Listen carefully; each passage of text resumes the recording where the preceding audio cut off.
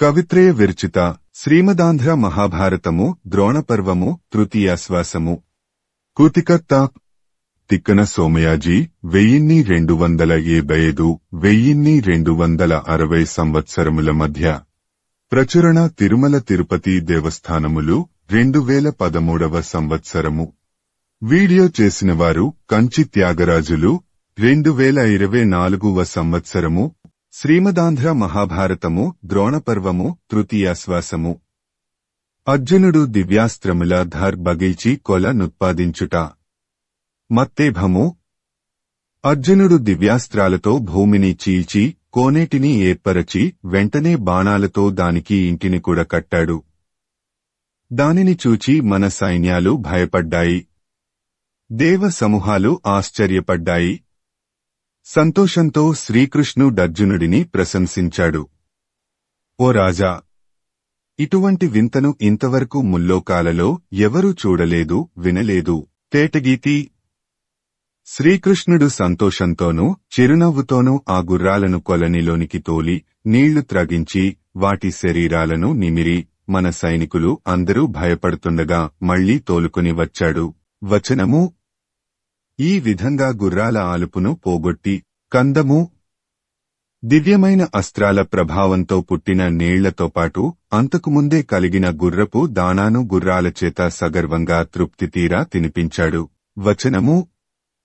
ఆ విధంగా గుర్రాలను మేపి శ్రీకృష్ణుడు మన సేనమధ్యలో ఆడువారి నడుమ ఉన్న రసికుడి వలె ప్రకాశిస్తూ మహనీయ శక్తి కలిగిన గుర్రాలను పూంచి రథాన్ని సిద్ధం చేయగా ఆ తేరు మీదికి అర్జునుడు మెల్లగా ఎక్కాడు. ఆ సమయంలో దుర్యోధనుడు దూరం నుండి వారిని చూచి వేగంగా వారిని సమీపించాడు.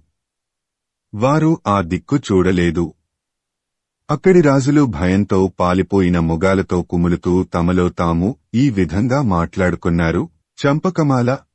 చతురంగ బలాలు ఒక్కసారిగా అనేకమైన అస్త్రాలను అతివేగంగా ప్రయోగించగా మాయాబలంతో శత్రు సైన్యాన్ని కప్పి మృంగి త్రాగి రూపు లేకుండా చేశాడా అన్నట్లు అర్జునుడు వాటన్నింటినీ నిరుపయోగంగా చేస్తూ గర్వాతిశయంతో వింతగా ఈ రణరంగాన్నంతా పీనుగుల కుప్పలుగా మార్చాడు. ఇటువంటి అర్జునుడిని సమీపించటం, ఎదిరించటం సాధ్యమా? సీసము. ఆట వెలది. కౌరవసేనల మీద పడినా లెక్క పెట్టకుండా మంచును విరియజేసే సూర్యుడివలె ప్రకాశించి తానుండేది యుద్ధరంగ మధ్యంలో అని సందేహించకుండా తన గుర్రాలను కృష్ణుడిచేత నిమిరించాడు. చూచేవారికి ఆశ్చర్యకరంగా బాణాలను వేసి కోనేరును పుట్టించి దానికి ఇల్లు కూడా కట్టాడు. తన రథసారథి విలాసంగా ఆ గుర్రాల పని పూర్తి చేసేటంతవరకు చిరునవ్వుతో దూరంగా నిలిచి చూస్తూ ఉండి ఆ మీద దర్పంతో అంతదాకా జరిగిన పనులకు తనకు సంబంధం లేనట్లుగా తేరెక్కాడు. ఇటువంటి అర్జునుడిని అడ్డుకొనటానికి ఈశ్వరుడికి కూడా సాధ్యం కాదు. అర్జునుడి చేతిలో చావకుండా సైంధవుడు తప్పించుకొనలేడు అని సైనికులు అనుకుంటూ ఉన్నారు. వచనము. ఆ విధంగా నీ సైనికులంతా బలహీనులై ఉండిపోయారు. ఒక్కడు కూడా ధైర్యంతో ఎదుర్కొనేవాడు లేకుండా పోయాడు.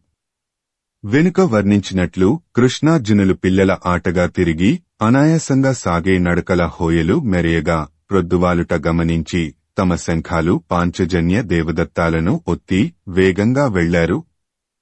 ఆ ప్రక్కలోని రాజులు ఒకళ్ళొకళ్ళు హెచ్చరికలతో అడ్డుపడి పెనుగులాడి సముద్రంలో కలిసిపోయే ఏరుల వలె అణగిపోయారు. ఆ విధంగా సైన్యాన్ని దాటుకుని పెను వలను త్రెంచుకుని వచ్చే పెద్ద చేపల మాదిరిగాను రాహువు నోటి నుండి వెలువడిన చంద్రసూర్యుల మాదిరిగాను ఆ దిక్కులో వారు పోతూ ఉండగా సైనికులంతా సింధురాజు సేవ మానుకుని తొలగిపోయారు. ఈదటానికి అనువుగాని సముద్రం వంటి ఆ సైన్యాన్ని దాటి తలలెత్తి వారిద్దరూ కృష్ణార్జునులు తమలో తాము ఇట్లా మాట్లాడుకున్నారు. ఆట వెలది. కృష్ణార్జునులు తమలో తాము ఈ ఎదురుగా ఉన్నవాడే సైంధవుడు. పేరుకెక్కిన పెద్ద యోధులు కనుక కృపుడు, శల్యుడు, అశ్వత్థామ, బాహ్లికుడు, కర్ణుడు, వృషసేనుడు సైంధవుడికి అన్నివైపుల గట్టి కాపలా ఉన్నారు. వచనము. అని చెప్పి వాళ్లలో సైంధవుడిని బాగా చూచి మరల ఇట్లా అన్నారు. కందము. ఈ వీరులు సైంధవుడిని ఏమి కాపాడగలరు? ఇక అతడు ఎట్లా బతుకుతాడు? ఈ వీరులే కాదు, దేవతలు, దేవేంద్రుడు కూడా కలిసి కాపాడటానికి ప్రయత్నం చేసిన అతడిని చంపికాని పొద్దుకృంకనీయం. కందము. ఆ మాటలు నీ కుమారులు, సైనికులు వింటూ ఉండగా భయంకరమైన కోటలను దాటి లాభసాటి అయిన దేశంలో అడుగుపెట్టిన వ్యాపారుల వలె కృష్ణార్జునులు సంతోషంతో. వచనము.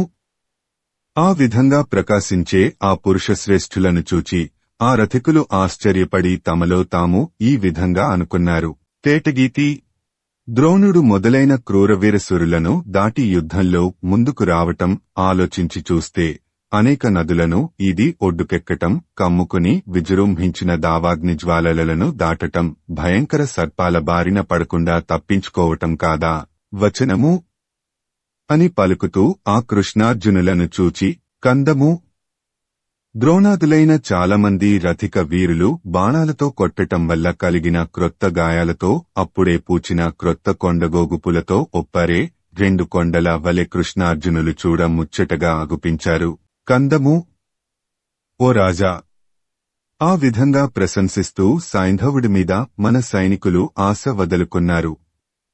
కృష్ణార్జునులు కోపంతో కన్నులలో ఎర్రజీరలు ఒప్పరగా సైంధవుడిని చూచి గర్వంతో పెనుబొబ్బ పెట్టి సింహననం చేసి. శ్రీమదాంధ్ర మహాభారతము ద్రోణపర్వము తృతీయాశ్వాసము. కవచధారణంబున దుర్యోధనం దర్జునుతో దలపడుట. వచనము. కృష్ణార్జునులు విజృంభించగా అటుపిమ్మట దుర్యోధనుడు ద్రోణుడిచ్చిన కవచం కారణంగా భయం వదలి తన సైన్యాన్ని దాటి ముందుకు వచ్చి సైంధవుడున్న దశకు అడ్డంగా తన రథాన్ని పోనిచ్చాడు. అప్పుడు అతడికి ఇరువైపులా ఉన్న వీరులు సంతోషంతో సింహనాదాలు చేశారు. శంఖ, భేరీ ధ్వనులు చెలరేగాయి. ఆ విధంగా తమ రథానికి ఎట్టేదుటగా నిలిచిన సుయోధనుడిని చూచి నారాయణుడు నరుడితో ఇట్లా అన్నాడు. కందము.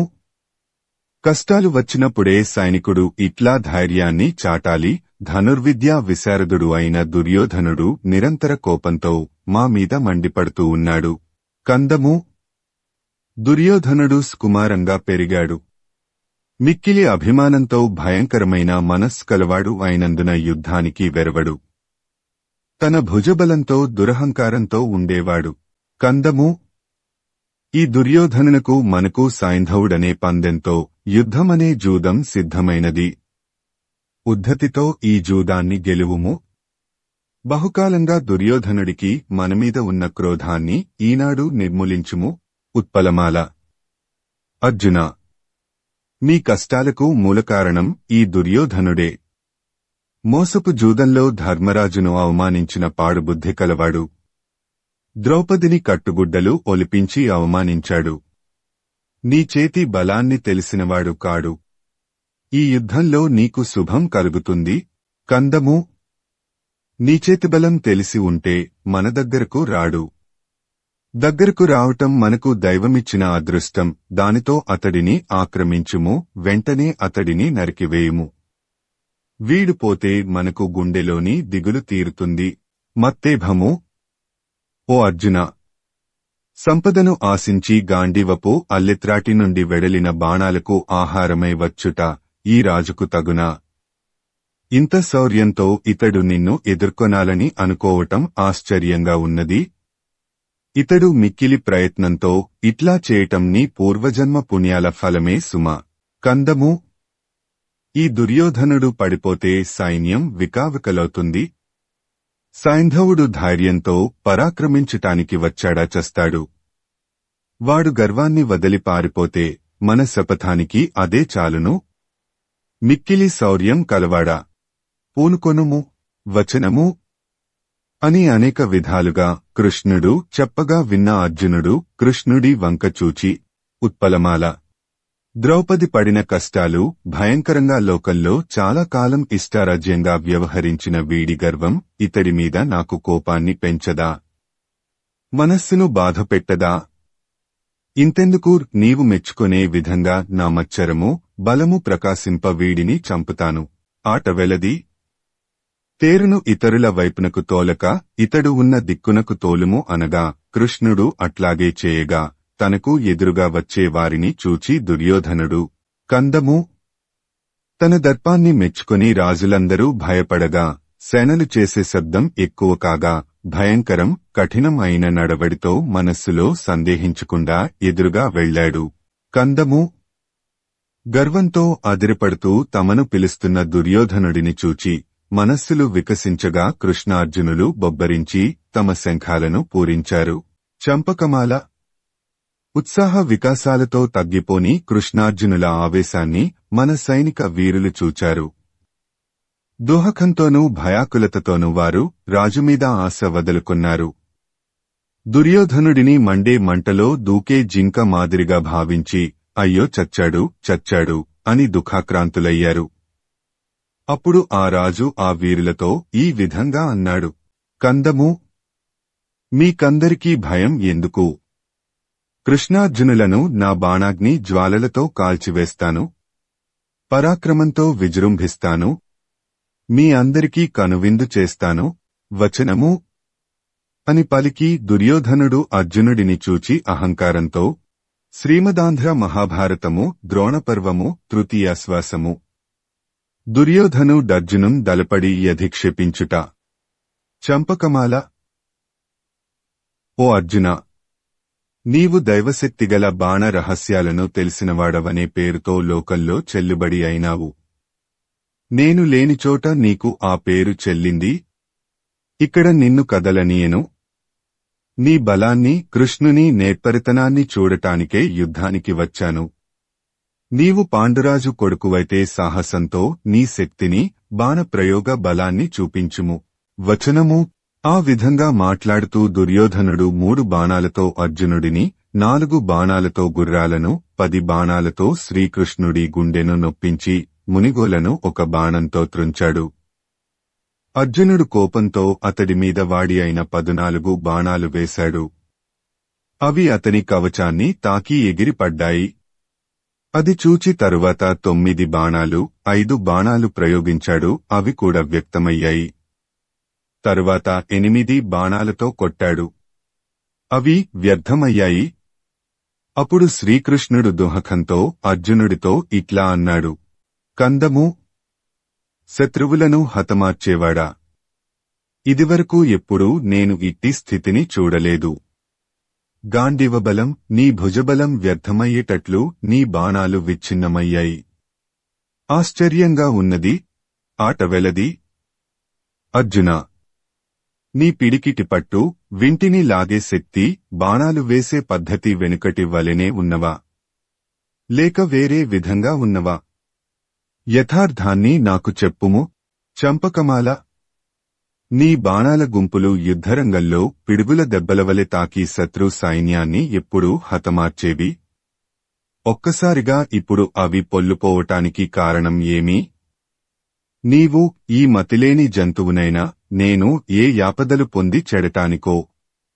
నాకు ఆశ్చర్యం, బాధ కలుగుతున్నవి. వచనము తనను కించపరుచుకొంటూ గోవిందుడు అడుగగా అర్జునుడు అతడితో ఇట్లా అన్నాడు. ఇది ఒక కవచాన్ని తొడుగుకొనటం వలన ఇట్లా జరిగి ఉంటుంది. ఈ కవచధారణ ఇదివరలో ద్రోణుడికే తెలుసు. ఆ మీద నాకు తెలిపాడు. ఇప్పుడు సుయోధనుడికి తెలిపినట్లున్నాడు. ఈ కవచం ముల్లోకాలకు అభేద్యమని నీకు తెలుసును.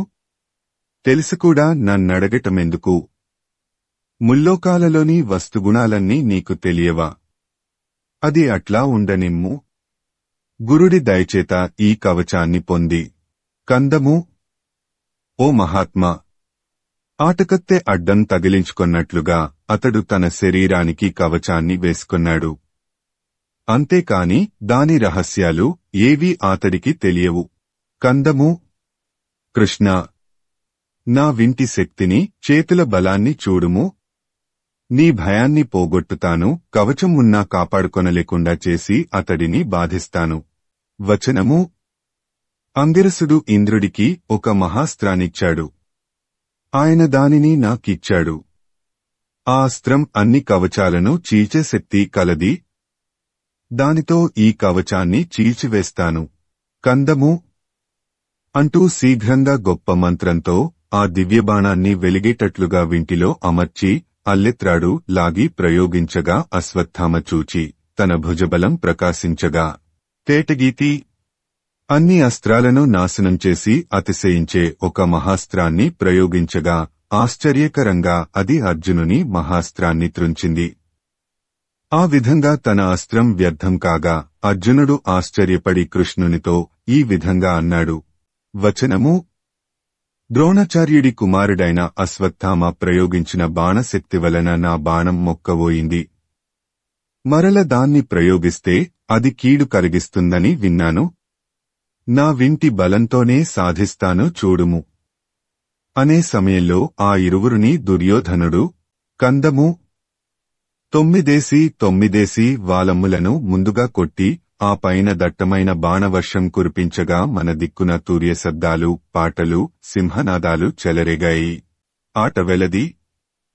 ఆ సమయంలో అర్జునుడు కోపంతో పెదవి నొక్కుకుంటూ ఆ దుర్యోధనుడి గుర్రాలను, సారథిని చంపి తేరును ముక్కలు చేసి చాలా తొందరగా అతని అరచేతులలో వాడి బాణాలను నాటాడు. వచనము: ఈ విధంగా తేరు లేక చేతులు గాయపడి దోహకంతో ఆ దుర్యోధనుడు వివేకాన్ని కోల్పోయి చింతించి ఆ కవచం పనికిరాదనే బుద్ధితో తీసివేసి ఇంకో కవచాన్ని తొడుగుకొన్నాడు. అతడి సైనికోత్తములు దుర్యోధనుడికి కలిగిన ఆపదను చూచి అనేక చతురంగ బలాలతో దూకి అర్జునుడిని క్రమ్ముకొని బాణాల వాన కురిపించగా అతడు పేట్రెగిపోయాడు. చంపకమాల కలతబడి తేరులు పడిపోయాయి, ఏనుగుల గుంపులు కూలిపోయాయి, గుర్రాల శరీరాంగాలు వికలమయ్యాయి, భూమిమీద సైనికులు లెక్క పెట్టలేనంతగా కూలిపోయారు. ఆ సమయంలో కృష్ణుడు రాక్షస సైన్యాన్ని నాశం చేసిన పాంచజన్యాన్ని భూమ్యాకాశాల మధ్య ప్రతిధ్వనించేటట్లుగా ఊదాడు. తేటగీతి: ఓ రాజా! అర్జునుడు ఆ విధంగా భయంకరంగా ఆక్రమించుకొనటము, మహాభయంకరమైన శ్రీకృష్ణుడి శంఖనాదము భయమును, తొట్రుపాటును కలిగించగా మన సైన్యం కకావికలే 4 దిక్కులకు పరుగెత్తింది. వచనము: ఈ విధంగా కందము ఓ రాజా! మన సైన్యాలు బాధతోనూ తొట్రుపాటుతోనూ చెల్లాచెదరైపోగా వెంటనే నిస్తేజంగా ఉండి అనుకూలమైన గాలి తగులగానే మండే దావాగ్ని మాదిరి అర్జునుడు కాంతితో ప్రకాశించాడు. వచనము: ఆ సమయంలో సైంధవుడిని రక్షిస్తున్న సైన్యం తొట్రుపాటుతో కూడుకున్న ఉత్సాహంతో పొంగి శంఖాలు, భేరులు, పణవాలు వంటి వాద్యాల నాదాలతో, సింహనాదాలతో ఆకాశ గుహ నిండిపోగా అర్జునుడు వారి ఆర్భాటాన్ని గమనించి కందము చిరునవ్వులతో అందమైన చంద్రుడి వంటి మొగాలతో కృష్ణార్జునులు మిక్కిలి సంతోషించే మనస్సులతో నీ కుమారుడి మీద దూకగా అది చూచి పట్టుదలతో శ్రీమదాంధ్ర మహాభారతము ద్రోణపర్వము తృతీయాశ్వాసము వృషసేనుండు లోనగు నెనమంట్రు రథికు లొక్కపెట్ట యర్జునుపై గవీట కందము ఆ వీరులను ఆక్రమించటానికి బలమైన తేరులతో ప్రకాశిస్తూ 8 మంది వీరులు అంతులేని వేగంతో వెలుగుతూ కృష్ణార్జునులను తరిమారు. వచనము: వారందరూ ఎవ్వరని అడుగుతావేమో వినుము అని సంజయుడు ధృతరాష్ట్రుడితో అన్నాడు. కందము వృషసేనుడు, శలుడు, సైంధవుడు, కృపుడు, కర్ణుడు, అశ్వత్థామ, శల్యుడు, భూరిశ్రవుడు మొదలైన మేటి విలుకాండ్రువారు. అనగా అర్జునుడిని క్రమ్ముకున్న వీరులు వీరని సంజయుడు వివరిస్తున్నాడు. వచనము: అందరూ ఒక్కటిగా కూడి కందము అర్జునుడు తన శపథం నెరవేర్చుకొనటానికి ప్రధానమైన ఉపాయం దుర్యోధనుడిని పరిమార్చటం. అందుకు ప్రయత్నించే అర్జునుడిని తమ శంఖనాదాలతో వృషసేనాదులు అతడిని ఎదుర్కొన్నారు. కందము ఆ సమయాన అర్జునుడు దేవదత్తాన్ని గట్టిగా ఊదాడు. ఆ శబ్దం పెక్కు పిడుగులు రాలే శబ్దంతో నీ కుమారుడికి దిగులు పుట్టించింది అని సంజయుడు ధృతరాష్ట్రుడితో అర్జునుడి శక్తిని వివరిస్తున్నాడు. తేటగీతి: అర్జునుడి శంఖనాదం తమ చెవులు చిల్లులు పడగా ఆ పెను శబ్దానికి భయపడకుండా దుర్యోధనుడు, కర్ణుడు మొదలైనవారు సైంధవుడున్న వైపు వెళ్లుతున్న అర్జునుడిపై బాణవర్షం కురిపించారు. వచనము: ఆ సమయంలో అశ్వత్థామ చెలరేగి 73 బాణాలతో శ్రీకృష్ణుడిని, 3 అర్జునుడిని, 5 గుర్రాలను, కేతువును పడగొట్టగా ఆ అర్జునుడు అశ్వత్థామను 106 బాణాలతోనూ, కర్ణుడిని 10 వృషసేనుడిని 3 బాధించాడు. ఒక కత్తి వంటి వాడిగల బాణంతో శల్యుడి ధనుస్సును పిడికిలి వద్దకు విరువగా సీసము తేటగీతి ఓ ధృతరాష్ట్ర చక్రవర్తి. శల్యుడు శీఘ్రంగా ఇంకొక విల్లు తీసుకుని 9 బాణాలతో కొట్టాడు. కర్ణుడు 32తో, భూరిశ్రవుడు 3తోనూ, వృషసేనుడు 5తో, కృపాచార్యులు 10తో, అశ్వత్థామ 60 బాణాలతో అర్జునుని కొట్టారు. అశ్వత్థామ ఇంకా అతడి మీద దివ్యాస్త్రాలేదు, గోవిందుడి మీద 70 వాడి బాణాలను ప్రయోగించాడు. అటువంటి సందట్లో సైంధవుడు వారిచాటున నిలిచి మిక్కిలి తొందరగా ఆ మహావీరుడి పైన 73 బాణాలను వేశాడు. వచనము: ఈ విధంగా అందరూ ఒక్కపెట్టున బాణాలు ప్రయోగించగా కోపంతో కూడిన నవ్వు అర్జునుడి ముఖంలో రౌద్రరసాన్ని అందగించేటట్లు చేయగా. కందము: అర్జునుడు శీఘ్రంగా కర్ణుడిని, అతడి కొడుకును వరుసగా 12-3 బాణాలతో అణగిస్తూ ఒక్క వాడి బాణంతో శల్యుడి వింటిని శీఘ్రంగా త్రుంచివేశాడు. ఆట వెలది. శల్యుడి వింటిని త్రుంచి వెంటనే 9 బాణాలతో అతనిని అణగించి 3తో సోమదత్తుడి కుమారుడిని, 8తో అశ్వత్థామను, 25తో కృపాచార్యుడిని బాధించి అడ్డుకొన్నాడు. వచనము: ఇంకా 20 మెరుగు బాణాలతో అశ్వత్థామ శరీరాన్ని గుచ్చి అందరితోనూ దట్టమైన యుద్ధం చేసేటప్పుడు ఒక్కొక్కసారి వారికి వెనుక ప్రక్క ఓరగా కనబడే సైంధవుడిని దెబ్బకొట్టడానికి వీలు చిక్కకున్నా తొందరగా అప్పుడప్పుడు సైంధవుడి మీద 100 బాణాలను వేశాడు. అప్పుడు భూరిశ్రవుడు శ్రీకృష్ణుడి చేతి మునికోలను ఒక్క బాణంతో త్రుంచి సమీపించి అర్జునుడి శరీరం మీద 73 బాణాలను వేశాడు. తక్కినవారు కూడా ఒక్కసారిగా తీవ్రమైన బాణాలను గుప్పించి బాధించారు. శార్దూల విక్రీడితము. అర్జునుడు కోపాటోపంతో భయంకరమైన ఆకారం కలవాడు కాగా అల్లెత్రాటి టంకార శబ్దం భూమ్యాకాశాలు నిండగా ఆ కౌరవ వీరులను బాణాల తాకిడితో ఎగురగొట్టి దట్టమైన పెనుగాలికి సంక్షోభంతో విచ్చిపోయే మేఘాల మాదిరి అయ్యేటట్లుగా తన శక్తిని చూపాడు. వచనము: ఆ ప్రకారంగా విచ్చిపోయి మరల సైన్యాలను కలుపుకొని ఒకరినొకరు ప్రేరేపించుకొంటూ. కందము: ఆ సైనికులంతా ఒక్క మొత్తంగా అర్జునుడిపై బడి కమ్ముకొనగా అతడు బాణవర్షాన్ని కురిపించి వారి సైన్యాలను నెత్తుటేటిలో తేలించాడు. వచనము: పై విధంగా తొలగుతూ కమ్ముకొంటూ నీ సైన్యాలు వెన్నీయక పోట్లాడాయి. అనగా విని ధృతరాష్ట్రుడు ఆ సమయంలో ఏ గుర్తులతో ఎవరెవరి కేతనాలు ప్రకాశిస్తూ ఉన్నాయి అని అడుగగా సంజయుడు ఈ విధంగా సమాధానం చెప్పాడు. సీసము తేటగీతి. ఈ పద్యంలో నానారకాలైన 10 కేతనాలు ఆయా వీరుల చిహ్నాలుగా వర్ణించబడ్డాయి. అర్జునుడికి కపికేతనం, అశ్వత్థామకు సింహపు తోక, కృపుడికి వృషభం, కర్ణుడికి మొలనూలు కల ఏనుగు నడుము కట్టే, వృషసేనుడికి పెద్ద నెమలి, శల్యుడికి నాగేటిచాలు, శలుడికి బంగారు రంగు గల ఏనుగు, భూరిశ్రవుడికి రత్నాలు పొదిగిన యూపస్తంభం, సైంధవుడికి రజతవరాహం, దుర్యోధనుడికి భయంకరమైన పెనుబాము రథకేతనాలుగా ప్రకాశిస్తూ ఉంటే ఆకాశమంతా మెరిసింది. కందము: ఓ ధృతరాష్ట్ర చక్రవర్తి, మన 9 మంది కేతనాల కంటెను అర్జునుడి కేతనం ప్రకాశవంతమై భయంకరంగా అది ఒక్కటే అనేకాలుగా అంతటా కానవస్తూ ఉన్నది. తేటగీతి. సంజయుడు అట్లా చెప్పగా ధృతరాష్ట్రుడు ఇట్లా అడిగాడు. సంజయ, ఆశ్చర్యాన్ని కలిగించే విధంగా అర్జునుడు యుద్ధాన్ని చేసినప్పుడు ద్రోణుడు దర్పంతో అడ్డుకున్న ధర్మరాజు సైన్యాలు ఏమయ్యాయి? వచనము: అనగా సంజయుడు ఈ విధంగా అన్నాడు. కందము: ఆ సమయంలో దేవతలకు భయం కలిగించే విధంగా ద్రోణుడి సైన్యాలకు ధర్మరాజు సైన్యాలకు మహాయుద్ధమైంది. వచనము: ఆ దట్టమైన యుద్ధంలో బృహత్ క్షత్రుడిని క్షేమధూర్తి, ధృష్టకేతుడిని వీరధన్వుడు, నకులుడిని వికర్ణుడు, సహదేవుడిని దుర్ముఖుడు, సాత్యకిని వ్యాఘ్రదత్తుడు ఎదుర్కొన్నారు. శల్యుడు సేన తలకడకు వస్తూ పోతూ ఉండటం మూలాన తగు విధంగా ఆ యుద్ధానికి పూనుకొని ఉపపాండవులను తాకాడు. అలంబుసుడనే వాడు భీమసేనుడిని, ద్రోణాచార్యుడు ధర్మరాజును ఎదుర్కొన్న సమయంలో ధర్మరాజు. శ్రీమదాంధ్ర మహాభారతము ద్రోణపర్వము తృతీయాశ్వాసము. ధర్మరాజు ద్రోణునితో యుద్ధము చేసి యోడిపోవుట. కందము: ధర్మజుడు గురుడి శరీరం మీద 90 వాడి బాణాలను గుచ్చగా ద్రోణుడు కోపంతో అతడి గుండెను 25 బాణాలతో నొప్పించి భయంకరమైన అస్త్రాలతో కమ్ముకొన్నాడు. కందము. ద్రోణుడి బాణాలు ధర్మజుడి తేరును, సారథిని, గుర్రాలను క్రమ్ముకొన్నాయి.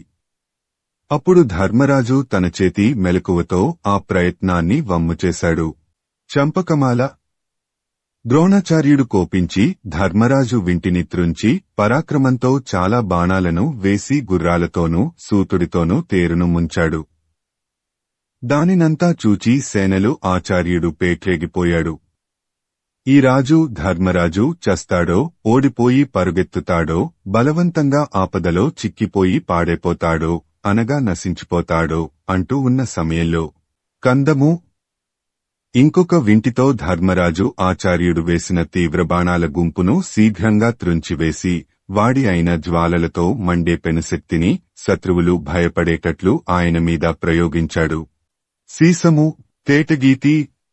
ధర్మజుడి శక్తి ద్రోణుడి శక్తిని తప్పక నాశం చేస్తుంది అని మెడలు పైకెత్తి అందరూ చూడగా ఆ ద్రోణుడు బ్రహ్మాస్త్రాన్ని వేసేసరికి అది భయంకరమైన పద్ధతిలో ఆ శక్తిని నేలకూల్చి యుధిష్ఠిరుడి దిక్కుకు పోతుండగా ఆ యుధిష్ఠిరుడు బ్రహ్మాస్త్రంతోనే అది నశించిపోయేటట్లు చేసి ఆచార్యుడి ఒడలిపై 5 వాడి తూపులను నాటించి ఆయన విల్లును త్రుంచివేశాడు. ఆచార్యుడు గదతో కొట్టాడు. ధర్మరాజ్ కూడా తన గదను వేయగా ఆ 2 గదల తాకిడి వలన కలిగిన తీవ్రమైన అగ్నిజ్వాలలు ఆకాశం దాకా వ్యాపించాయి. వచనము. ద్రోణాచార్యుడు కోపపడి తేటగీతి. ఓ రాజా! ద్రోణుడు ధర్మరాజు తేరు గుర్రాలను పడగొట్టి వింటిని, పతాకాన్ని త్రుంచివేసి అతడి శరీరాన్ని బాధించాడు. ధర్మజుడు తేరు దిగి నిరాయుధుడుగా చేతులు పెకెత్తి ఓరుకున్నాడు. కందము. ద్రోణాచార్యుడు చూచి ధర్మరాజును కొట్టటానికి, పొడవటానికి చేతులు రాక ప్రక్కలో తన కంటబడిన చతురంగ బలాలను శీఘ్రంగా చంపాడు. కందము. అక్కడ చూస్తున్న వారంతా గురుడు ధర్మరాజును పోనీయక పట్టుకొంటాడు అంటూ ఉండగా ఆ ధర్మరాజు చాలా తొందరగా పరుగెత్తుకుని పోయి చిన్న తమ్ముడైన సహదేవుడి తేరుపైకి ఎక్కాడు. వచనము. ఈ విధంగా ధర్మరాజు సహదేవుని తేరుమీదికి ఎక్కి ప్రక్కకు పోగా తేరును తోలుకొని పోయాడు. అప్పుడు తేటగీతి. క్షేమధూర్తి అనేవాడు బృహత్క్షత్రుడిని వాడి బాణాలతో నొప్పించి వింటిని త్రుంచివేశాడు. అతడు వేగంగా ఇంకొక వింటిని తీసుకొని క్షేమధూర్తి యొక్క గుర్రాలను, సారథిని, కేతనంతో కూడా అతడి తలను భూమిమీద పడగొట్టి సింహనాదం చేశాడు. చంపకమాల. త్రిగర్త దేశాలవారు ఉప్పొంగగా వీరధన్వుడు శీఘ్రంగా ధృష్టకేతుడి వింటిని నడిమికి 2గా త్రుంచాడు. అది అతడి మొగానికి కెంపుసొంపుల తరుకులను కూర్చింది. తొట్రుపాటు లేక శీఘ్రంగా పెద్ద శక్త్యాయుధంతో వాడి గర్వ మణగేటట్లుగా పడగొట్టాడు. అందుకు దేవతలు కీర్తించారు. వచనము. సహదేవుడును తిరిగి వచ్చి ద్రోణుడి దెబ్బలకు అలసిన ధర్మజుడిని దూరంగా తీసుకొనిపోయి తిరిగి వచ్చి దుర్ముఖుడిని ఎదుర్కొని భుజబలం ప్రకాశించగా యుద్ధం చేసి ఉత్పలమాల. నీ కుమారుడైన దుర్ముఖి కేతువును పడగొట్టి రథపు గుర్రాలను చంపి వింటిబద్దతో సారథి గొంతును త్రుంచి శరీరం బాధపడగా 5 బాణాలను గుదికూర్చి కుట్టినట్లు వేశాడు. అప్పుడు దుర్ముఖి త్రిగర్తరాజు కుమారుడైన నిర్మిత్రుడి తేరిమీదికి వెళ్లాడు. అది పాండవ సైన్యానికి సంతోషం కలిగించింది. వచనము. అంతటితో ఆగకుండా తేటగీతి. సహదేవుడు నిర్మిత్రుడిని తరిమి చంపటం శ్రీరామచంద్రుడు ఖరాసురుడి తల త్రుంచి ప్రకాశించినట్లుగా ఉన్నది. ఆ దృశ్యం నీ సైన్యానికి భయాన్ని కలిగించింది. కందము. వికర్ణుడు నకులుని ఎదుర్కొని ఒక్కసారి కూడా యుద్ధం చేయలేక పెద్ద రాతిని ఎదుర్కొని వెను తిరిగిన పొట్టేలువలే తన సైన్యమంతా చూస్తుండగా తిరిగిపోయాడు. తేటగీతి. వ్యాఘ్రదత్తుడు సాత్యకిని అంపవానలో ముంచాడు. అట్లా ముంచగా అతడు కోపించి అతడి సారథిని, గుర్రాలను సంకుల సమరంలో సంహరించి అతడిని చంపాడు. వచనము. శల్యుడు ఉపపాండవులు 5గురిని ఒక్కొక్కరిని 5 బాణాలతో కొట్టి ఇంకా బాణాల సమూహాన్ని సంధించగా అపపాండవులు చలించకుండా సౌమదత్తిని ఒక్కసారిగా కమ్ముకొనగా అతడు వారి కందరికీ అన్ని ఆకారాలతో కనబడుతూ గొప్పగా యుద్ధం చేశాడు. చంపకమాల ఉపపాండవులు సలుడిని చుట్టుముట్టారు. వారిలో అర్జునుడి కుమారుడు గుర్రాలను, భీముడి కుమారుడు వింటిని, ధర్మరాజు కుమారుడు ధ్వజాన్ని గొప్ప దర్పంతో త్రుంచగా నకులుడి కుమారుడు చాలా వేగంగా సూతుడిని చంపివేశాడు. వాడు సౌమదత్తి చిక్కుపడగా సహదేవుడి కుమారుడు శీఘ్రంగా అతడి తలను శరీరాన్ని వేరుచేశాడు. సీసము తేటగీతి ఆ సమయంలో భీముడు, అలంబుసుడు యుద్ధం చేస్తుండగా ఆ రాక్షసరాజు బాణాల బలం వలన భీముడు మూర్ఛపోయి అంతలోనే ఒడలు తెలిసి కాటుకకొండ అందాన్ని జయించే నల్లని ఒడలు ఉండే ఆ రాక్షసుడి శరీరం మీద బాణాలు ప్రయోగించి అది బాగా పూచిన మోదుగు చెట్టు మాదిరి కానవచ్చేటట్లు చేశాడు. నెత్తురు చిందేటట్లుగా దెబ్బలు కొట్టాడు. వాడుకూడా అది లెక్క పెట్టకుండా మోసపు క్రీడగా భయంకరమైన శరీరాన్ని పొంది అన్ని దిక్కులలోనూ కనబడి సమస్త సైన్యాన్ని నులిపివేసి నెత్తురు ఏరులు ప్రవహింపచేసి పరుపుతూ, ఓ భీమసేన, మా అన్న బకాసురుడిని నేను లేనప్పుడు అట్లా చంపావు. ఇప్పుడు నేనున్నాను. నీ బలం పట్టుదల ఇంకా ప్రకాశించలేవు. తేటగీతి ఓ రాజా! అలంబుసుడి మాటలు విని కోపంతో ఎర్రబడ్డ కళ్లతో భీమసేనుడు మండే బ్రహ్మాస్త్రాన్ని ప్రయోగించి ఆ రాక్షసుడిని తరిమికొట్టాడు. వచనము: ఓ రాజా! ఈ విధంగా మన పక్షాన ఉన్న చెవుగల రాజుల చావును, ఓటమిని చూచి సైన్యాలు చెదరిపోగా ద్రోణుడు గమనించి కోపంతో ఎర్రబడ్డ కనులు కలవాడే ముందుకు సాగి సాత్యకి మొదలైన వీరులపై దాడిచేసి వాడి బాణాల సమూహంతో వారిని నిలిపి విజృంభించాడు. చంపకమాల తన బలదర్పాలు స్పష్టం కాగా ఘటోత్కచుడు ద్రోణుని మీదికి రావటం చూచి అలంబుసుడు ఘటోత్కచుడిని వాడి బాణాలకు గురి అయ్యేటట్లుగా చేశాడు. దానిని అడ్డుకోవటానికి వచ్చే సాత్యకిని వెనుకకు త్రోసి ఘటోత్కచుడు ఆ రాక్షసుడిని బాణాలతో నొప్పించాడు. శ్రీమదాంధ్ర మహాభారతము ద్రోణపర్వము తృతీయాశ్వాసము. అలంబుసుండు ఘటోత్కచునితో యుద్ధము చేసి చచ్చుట. తేటగీతి అలంబుసుడు ఒక పెద్ద చక్రాయుధాన్ని వేయగా ఘటోత్కచుడు దానిని పెద్ద గదతో పొడి చేశాడు. ఆ తునిగిన చక్రాయుధపు పొడి సైన్యాన్ని శీఘ్రంగా తాకేటప్పుడు కందిరీగలు క్రమ్ముకొని కుట్టినట్లు అయింది. కందము ప్రయోగించిన చక్రం వ్యర్థమైపోగా అలంబుసుడు పలురకాలైన మాయలను ప్రయోగించాడు. ఆ మాయలు వృథా అయిపోయేటట్లు ఘటోత్కచుడు అర్ధచంద్రబాణాల సమూహాన్ని ప్రయోగించాడు. వచనము: ఆ ఇద్దరు రాక్షసరాజులు ఆ విధంగా పూనుకొని మత్తేభము పెక్కురకాలైన ఆయుధాలతో నానావిధ ఉపాయాలతో ఎన్నో మాయాజాలాలతో భూమి అల్లాడగా అమిత దర్పంతో ఆ ఇద్దరు యుద్ధం చేయగా ఉపపాండవులు ప్రతీకారం నిండుకున్న మనసులతో అలంబుసుడి శరీరాన్ని బాణాలతో కప్పివేయగా. సీసము తేటగీతి అలంబుసుడు తన మాయాజాలంతో ఆ బాణాలను తప్పించుకొని కార్చిచ్చు నుండి వెలువడిన ఏనుగు మాదిరిగా ఘీంకరిస్తూ భీముడిని 25 బాణాలతోనూ, ధర్మరాజును 3 బాణాలతోనూ, ఉపపాండవులను, సహదేవుడిని, ఘటోత్కచుడిని 25 బాణాలతోనూ, నకులుని 73 బాణాలతోనూ తన దర్పం తెలిసేటట్లుగా కొట్టి సింహనాదం చేశాడు. దీనికి కోపించి సేనానులు వాడిని ఎదుర్కొని ఒక్క వరుసన బాణాలు వేయగా వాడు వారిని లక్ష్యపెట్టక కొట్టుతుండగా ఘటోత్కచుడు అతడికి దగ్గరగా చేరి సారథిని, గుర్రాలను, తేరును నాశనం చేశాడు. వచనము ఈ విధంగా రథం లేని అలంబుసుడు నేలమీదకు దూకి బాణాల జడివాన కురిపించగా ఘటోత్కచుడు కూడా తేరు దిగి పెనుమాయతో అధిక బాణ సమూహంతో అలంబుసుడి మాయను ఎగురగొట్టి గదతో కొట్టాడు. అందుక కిమ్మీరుడి తమ్ముడు బాధపడి కత్తి చేతబట్టి ఆకాశానికెగిరాడు. ఘటోత్కచుడు కూడా వెంటనే కత్తితో పైకెగశాడు. ఆ ఇద్దరూ సుడిగాలి తాకిడికి తిరుగుడు పడే మేఘాల మాదిరి, ఆహారానికి పోట్లాడే డేగల మాదిరి అనేక విధాలుగా పోట్లాడి భూమి మీదకు దిగి దర్పంతో ఎదుర్కొన్న పెద్ద పులుల మాదిరి ఒకళ్ళొకళ్ల శరీరాలు నెత్తుటిలో ఎర్రబడగా కలియబడి తప్పుకొని ఒకరి కుత్తుక మరియొకరు లక్ష్యంగా చేసుకుని కత్తులు విసురుకోగా అవి ఒకదానినొకటి తాకి మండుతూ భూమిమీద పడ్డాయి. అప్పుడు వారు మల్లయుద్ధానికి సిద్ధమై దగ్గరకు చేరుతూ ఒకరినొకరు పట్టుకొంటూ తప్పుకొంటూ పొడుస్తూ తమ శౌర్యం నేర్పరితనం ఇరువైపులా సేనకు ఆశ్చర్యం కలిగించగా పోట్లాడారు.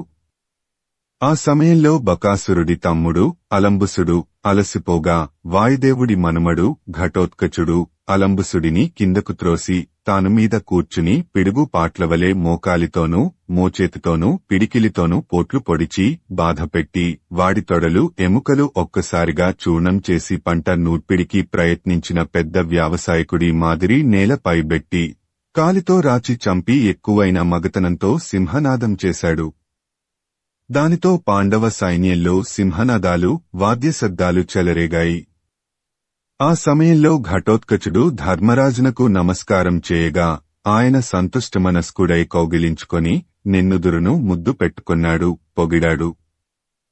అని చెప్పిన మాటలకు ధృతరాష్ట్రుడు సంజయుడితో ఇట్లా అన్నాడు. ఉత్పలమాల, అంతకు ముందుగానే ఘటోత్కచుడిని ఆదుకోటానికి సాత్యకి అడ్డం వచ్చాడన్నావు. సాత్యకి యముడితో సమానుడు. గురువైన ద్రోణాచార్యుడు మహావిక్రముడు. అటువంటప్పుడు వారిద్దరూ ఎదుర్కొంటే ఓరకే ఉండరు కదా. కొంతైనా యుద్ధం సాగి ఉంటుంది. అది ఎట్లా జరిగిందో ఉన్నదున్నట్లుగా తెలియజేయము అని ధృతరాష్ట్రుడు సంజయుడిని అడిగాడు. వచనము. సంజయుడు ధృతరాష్ట్రుడితో ఇట్లా అన్నాడు.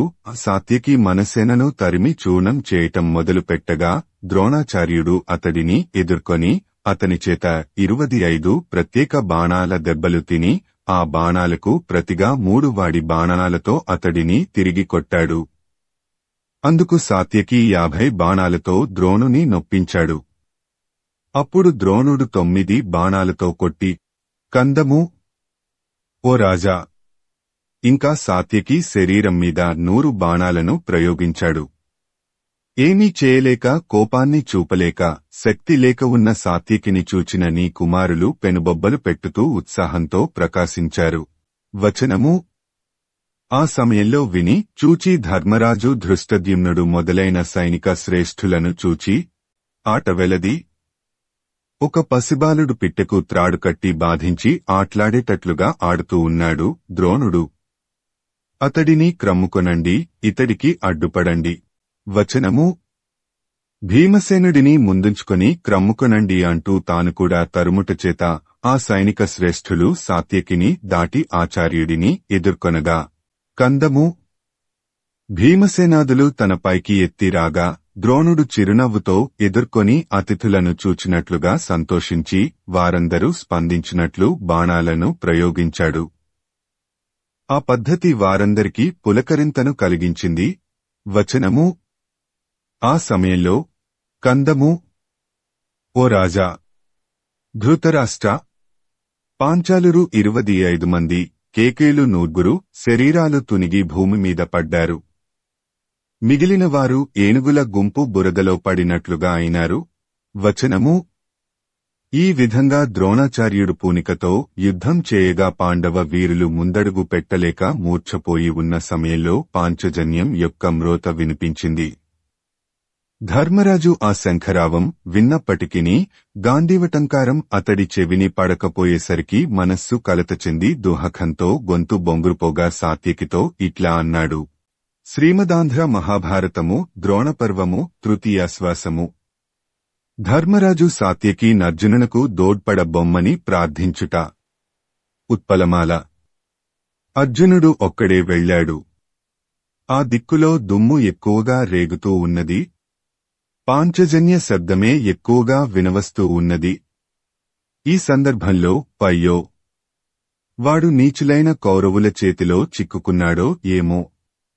ఇప్పుడు నీవొక్కడివే ధైర్యశాలివి, బంధువువి, నీవు తప్ప ఈ ప్రమాదాన్ని తప్పించగలవాడు వేరొకడు లేకుండుట వలన నిన్ను వేడుకొంటూ ఉన్నాను. కందము. భుజబలవీరుడా, అర్జునుడు నీకు స్నేహితుడు, గురువు కదా.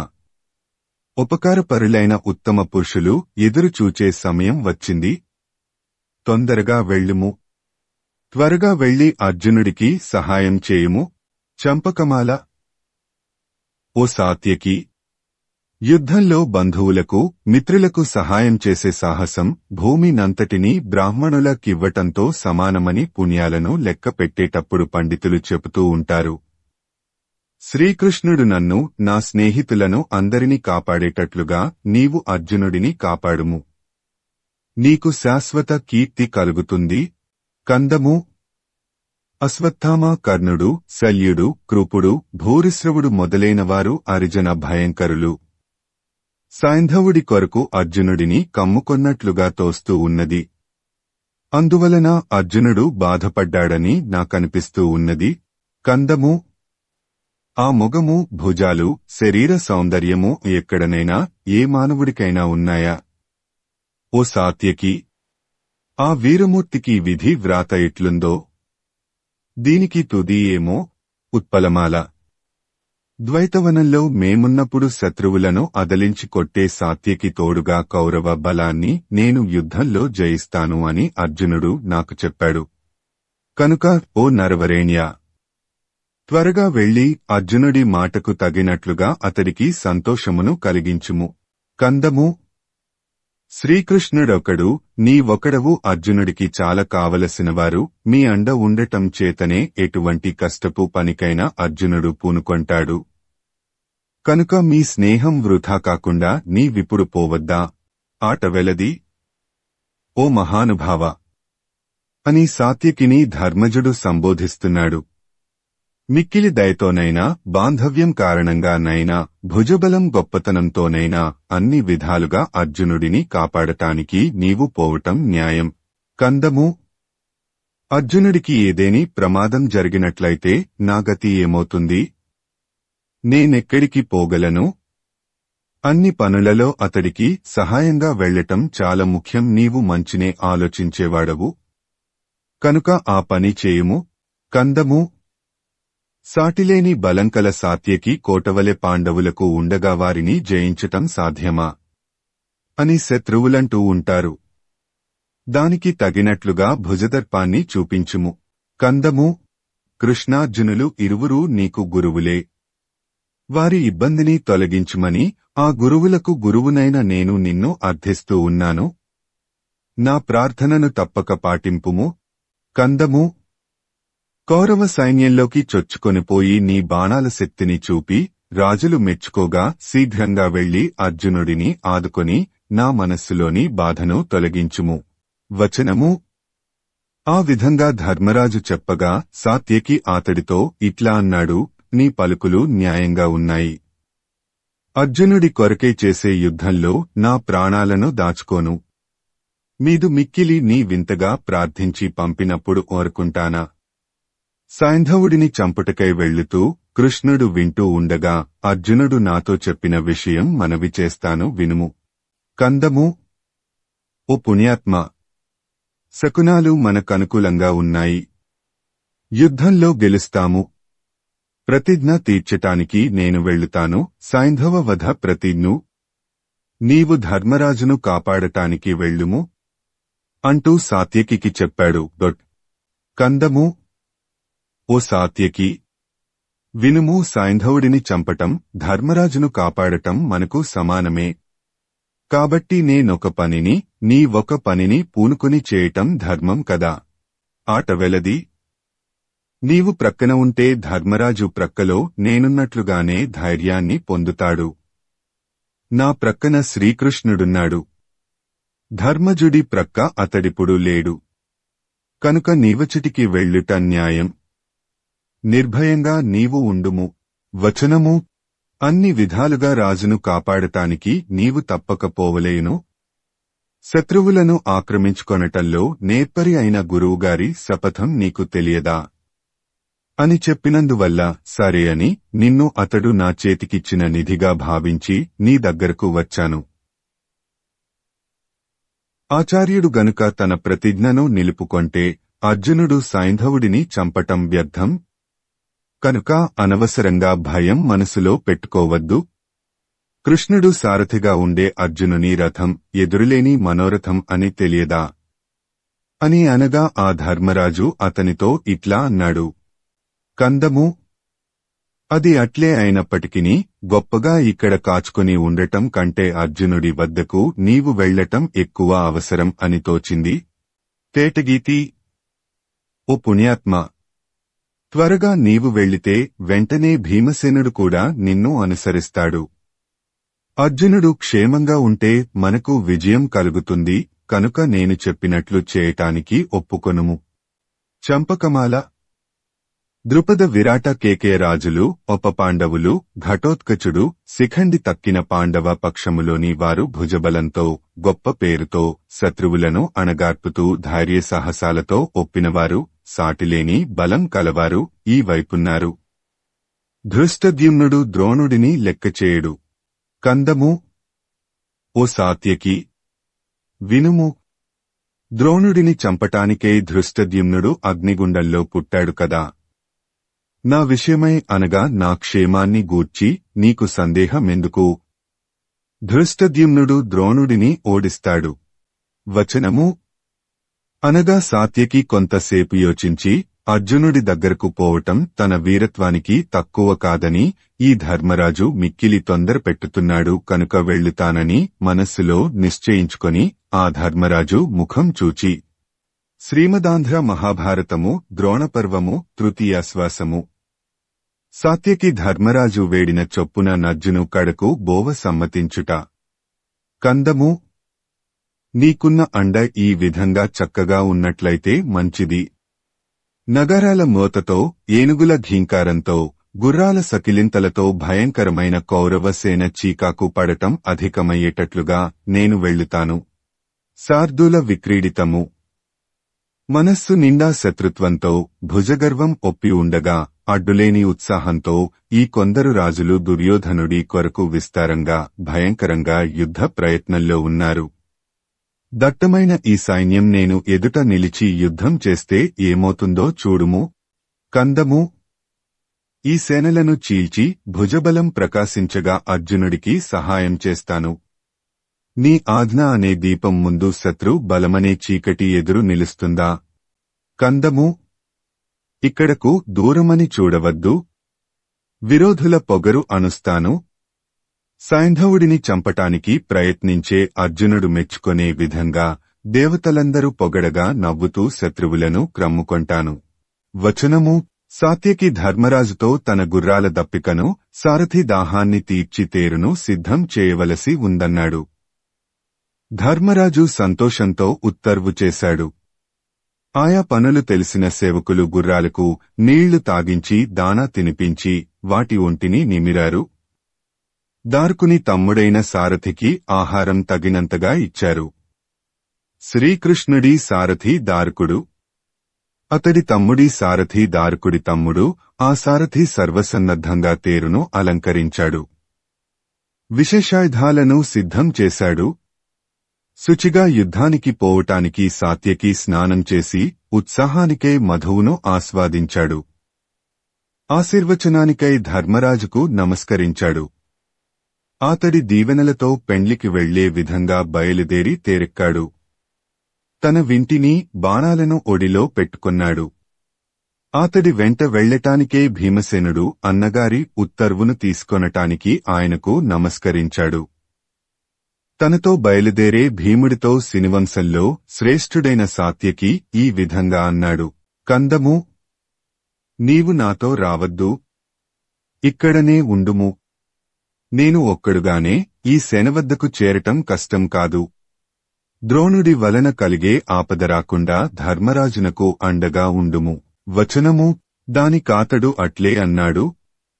రాజునకు తాను అండగా ఉంటానని సాత్యకిని జాగ్రత్తగా వెళ్ళుమని భీముడు కోరాడు.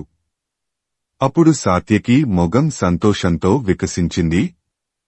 అర్జునుడు సైంధవుడిని చంపిన తరువాత అతిశయించి ఉత్సాహంతో వచ్చి నిన్ను, మీ అన్నను కౌగిలించుకొంటాను అని చెప్పుతూ జింకల గుంపును చూచిన పెద్దపులి మాదిరిగా కౌరవ సైన్యం మీదకు అతడు దూకాడు అని సాత్యకి సంరంభాన్ని సంజయుడు ధృతరాష్ట్రుడికి చెప్పగా ఆ మీదట తరువాతి ఆశ్వాసంలోని వచనంతో అన్వయం. శ్రీమదాంధ్ర మహాభారతము ద్రోణపర్వము తృతీయాశ్వాసము. ఆశ్వాసాంతము. ఉత్పలమాల. తుమ్మెదలు పద్మములందు విహరించినట్లు కామక్రోధాదులు లేని నిర్మల చిత్తములు నీయందు విహరించును. సర్వజనులను తపింపజేయు సంసార దోహకమునకు మాయే హేతువగుటచే ఆ దోహకమును పోగొట్టు వాడవు నీవు మాత్రమే. సత్కర్మాచరణమునకు ఆనందరుపుడవగు నిన్ను పొందుటయే ఫలము. దృఢదీక్షతో కర్మముల నాచరించువారికి మిత్రుడవై వారి దుహకమును పోగొట్టుదువు. సర్వభూతములేందును నీవు సమభావముతో నుందువు. ఆనంద చైతన్యములే నీ వాస్తవ స్వరూపము. కందము పీతాంబరం కట్టుబట్టగాను గజచర్మం ఉత్తరీయంగాను ఆదరించినవాడా, గరుత్మంతుని ఎద్దును వాహనముగా చేసుకున్నవాడా, ఉత్కృష్టమైన ముక్తిని ప్రసాదించువాడా, పాపహర హరిహరనాథ మాలిని సాటిలేని గుణములకు నిధియైనవాడా, గుణరహితుడవై వెలిగేవాడా, ప్రపంచంలోని భారమైన పనులు కలవాడా, యోగ్యమైన నిష్కర్మ సిద్ధాంతాన్ని వివరించటంలో దిట్ట అయినవాడా, ప్రపంచానికంతటికిని సేవ్యమానుడా, అనేకావతారాలతో స్వచ్ఛమగు విశేష రూపం కలవాడా, వైరూప్యసారమ అని హరిహరనాథులను ప్రార్థించాడు. గద్యము ఇది ఉభయ కవిమిత్రుడనే బిరుదం కలవాడు, కొమ్మనమాత్యుడి పుత్రుడు, పండితులను ఆరాధించటం చేత ప్రకాశించేవాడు, పండితుల చేత ఆరాధించబడటం చేత ప్రకాశించేవాడు అయిన తిక్కన సోమయాజీ రచించిన శ్రీ మహాభారతంలోని ద్రోణపర్వంలోని 3వ ఆశ్వాసం. ద్రోణపర్వంలోని తృతీయాశ్వాసం సమాప్తం.